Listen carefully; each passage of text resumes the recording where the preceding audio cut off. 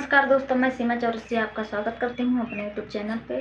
और बहुत अच्छा है नाच गीत लेकर आई हूँ। अच्छा लगे तो लाइक सब्सक्राइब जरूर करिए, शेयर करिए, सपोर्ट करिए और फुल वॉच करके ज़रूर देखिए। ज़्यादा से ज़्यादा सपोर्ट करिए आप लोग। और हमारा वीडियो सुबह 9 बजे जाता है। आप लोग ऐसे ही प्यार दुलार बनाए रखें और गीत अच्छा लगे तो प्यारा सा कमेंट जरूर कीजिएगा। धन्यवाद।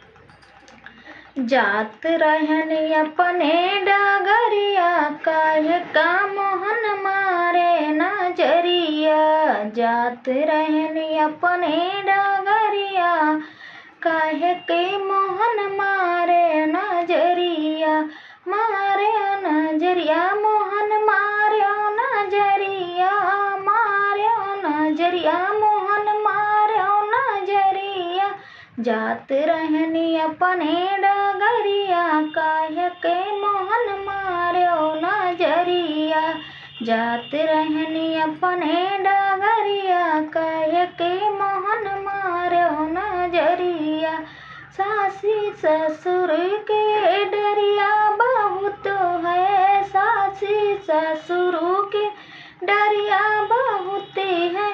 फिर कई ना दिया है दुआरिया, कहे के मोहन मार्यो नजरिया।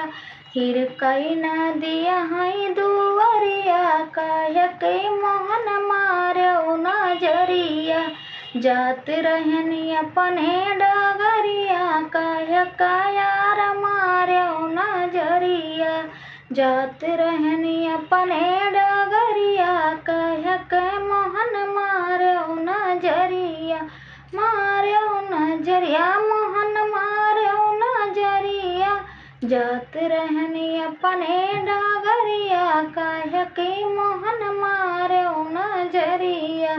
जेठी जेठानी के डरिया बहुत है, जेठी जेठानी के डरिया बहुत है। हिर कई ना दिया है दुआरिया, कहे के मोहन मार्यो नजरिया।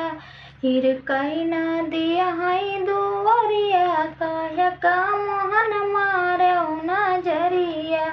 जात रहनी अपने डगरिया, कहे का मोहन मार्यो नजरिया।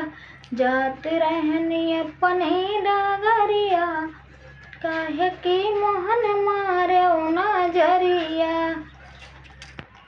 जात रहनी अपने डगरिया, काहे के मोहन मार्यो नजरिया। देवर ननद के डरिया बहुत है, देवर ननद के डरिया बहुत है। फिर कई ना दिया है दुआरिया, काहे के मोहन मार्यो नजरिया।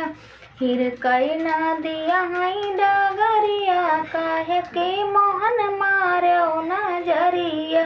जात रहनी अपने डगरिया, काहे के मोहन मार्यो नजरिया। जात रहनी अपने डगरिया, काहे के मोहन मार्यो नजरिया। तो दोस्तों, हमारा गीत कैसा लगा आप लोग को, और गीत अच्छा लगे तो प्यारा सा कमेंट जरूर कीजिएगा। धन्यवाद।